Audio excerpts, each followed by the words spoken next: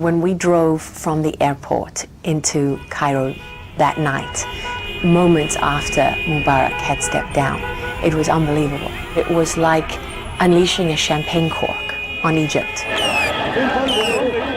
I'm anxious to get to the square. I got to be there because this is a moment in history that you don't want to miss. What does it look like? It looks like a party. It's a roar of sound because everyone's so excited and they're singing songs of the revolution and they're shouting slogans. And everybody's, very physical. So you're being jostled and pushed, and sometimes people get closer. And my guys are very protective, and they want to keep people at bay. It was impossible not to get caught up in the moment, which was a real moment of celebration. Tell me about your team. Our producer was Max McClellan. My cameraman was Richard Butler.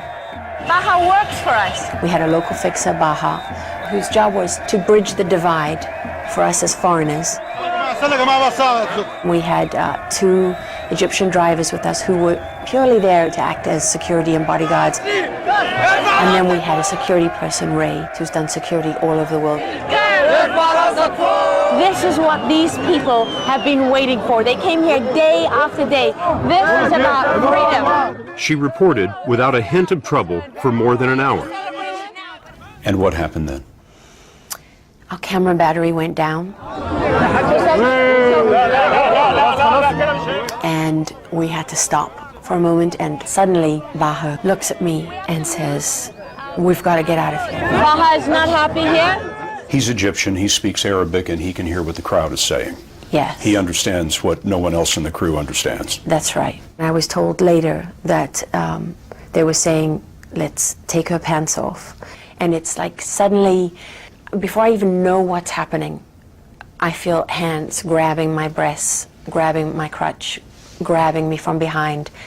I mean, it's not, one person and then it stops. It's like one person and another person and another person. And I know Ray is right there and he's grabbing at me and screaming, "Lara, hold on to me, hold on to me." As she was pulled into the frenzy, the camera recorded her shout. Stop! And I'm screaming, thinking, if I scream, if they know, they're going to stop.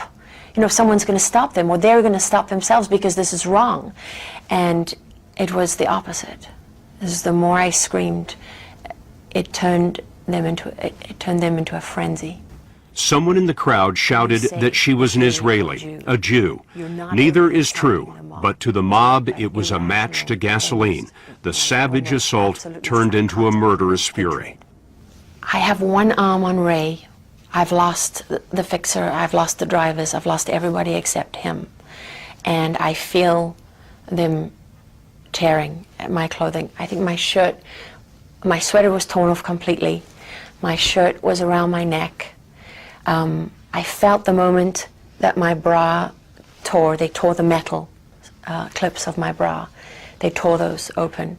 And I felt that because I felt the air on my chest, on my skin.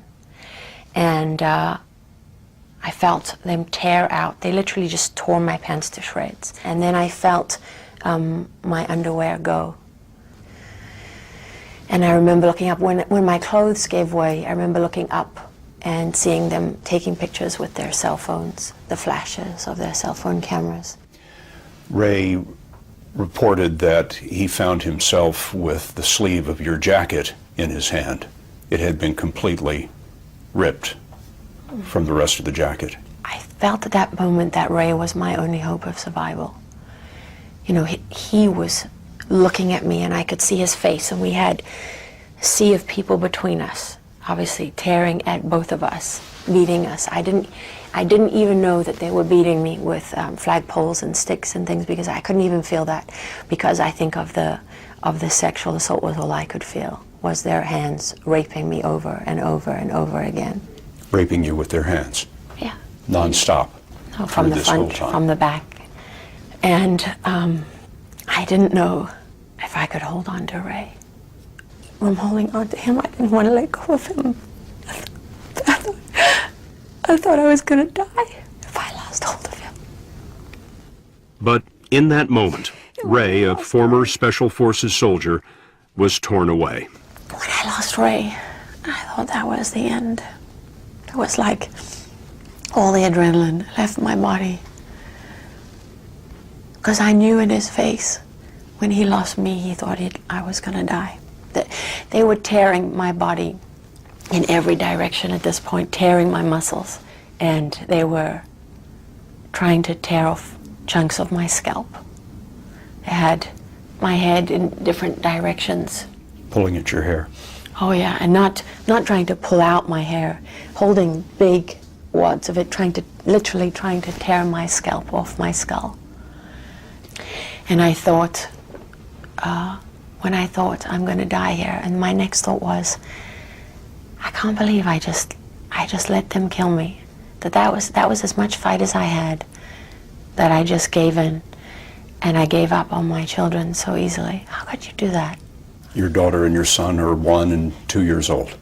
I had to fight for them, and that's when I said, okay, it's about staying alive now.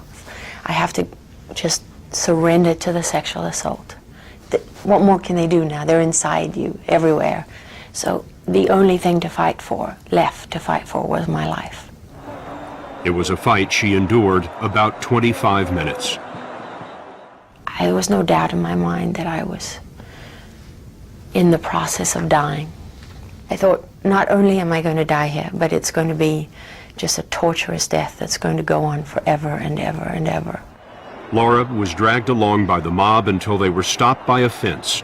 At that spot, a group of Egyptian women were camped out.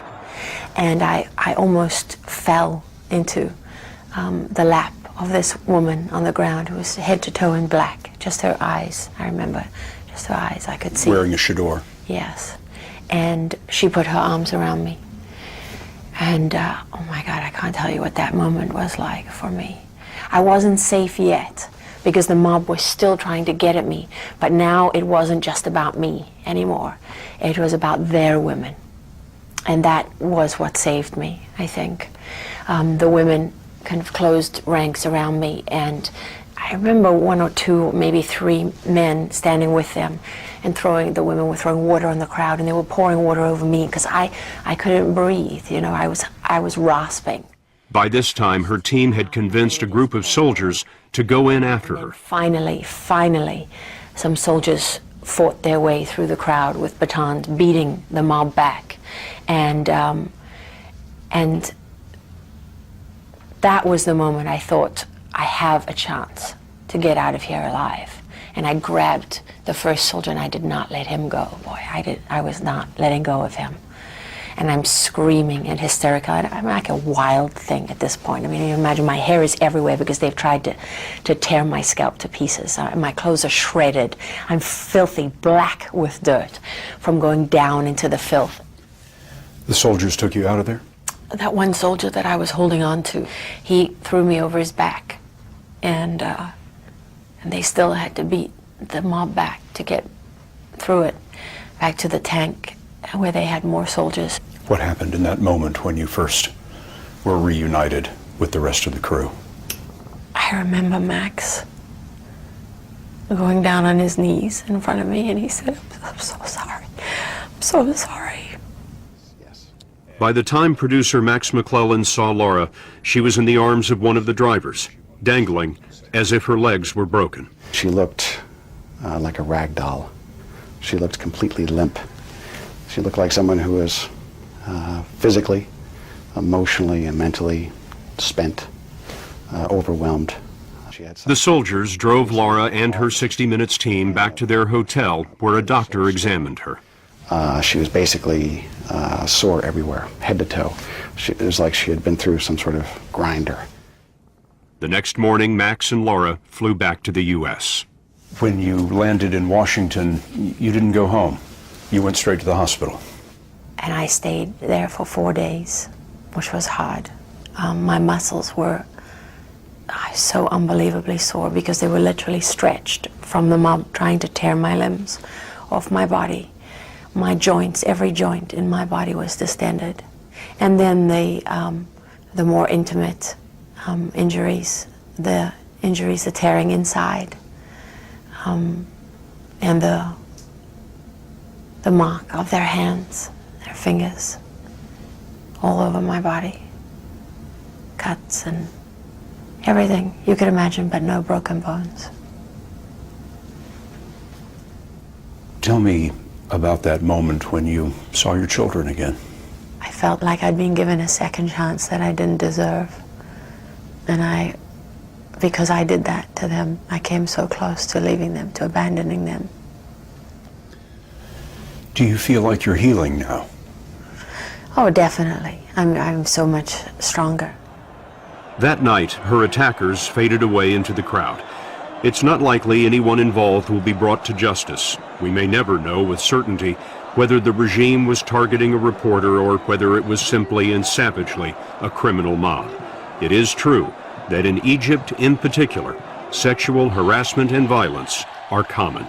I had no idea how endemic, that it is so rife, so widespread, that so many Egyptian men admit to sexually harassing women and think it's completely acceptable, in fact blame the women for it.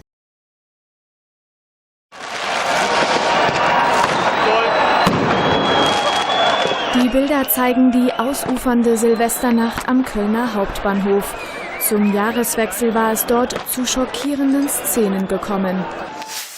Böller werden unkontrolliert in die Menschenmenge geworfen, unachtsam Leuchtraketen gezündet. Bereits vor Mitternacht soll die Polizei über illegale Knallereien am Dom informiert worden sein.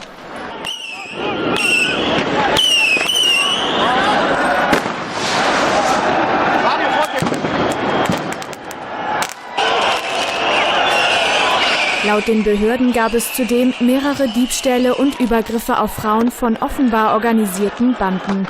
Die Polizei spricht von massiver sexueller Belästigung und zeigte sich geschockt über das Ausmaß. Noch in der Nacht wurden mehrere Verdächtige von der Polizei festgenommen. Über 60 Anzeigen wegen Sexualdelikten und Diebstählen gingen ein. Auf Nachfrage hin bestätigten die Ermittler am Montag, dass rund 1000 stark alkoholisierte Männer für die Ausschreitungen verantwortlich seien. Vom Aussehen her zu urteilen soll es sich den Zeugenaussagen zufolge um Männer aus dem arabischen oder nordafrikanischen Raum handeln.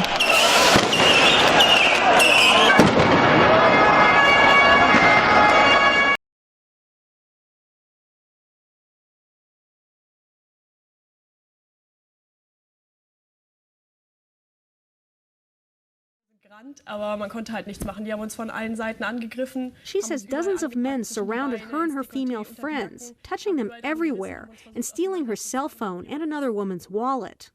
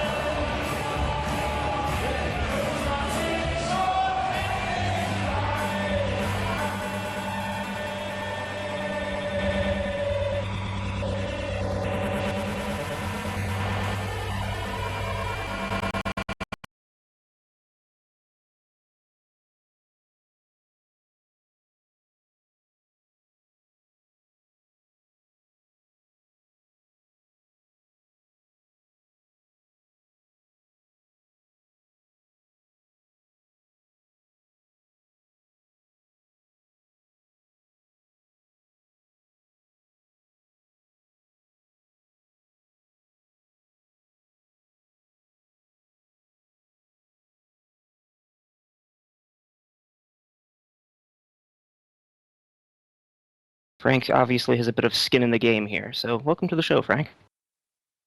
Good evening. Hi. So what are you seeing from where you are? Well, it's a very, very strange situation because everything, for example, I would say that you have said in your speech would make me here a National Socialist. So just for this information. And the other thing is, I encounter a lot of people who are now really scared about the situation. And whenever I talk to someone, they really after a few seconds, the word war comes to mind, and the word war is said, that they are afraid of it. Because of all the, how can I say it, the tensions that start to rise, the fears that start to rise. And yeah, and you have quite a divided situation in the people, because most of them, how can I say it? They're afraid of themselves.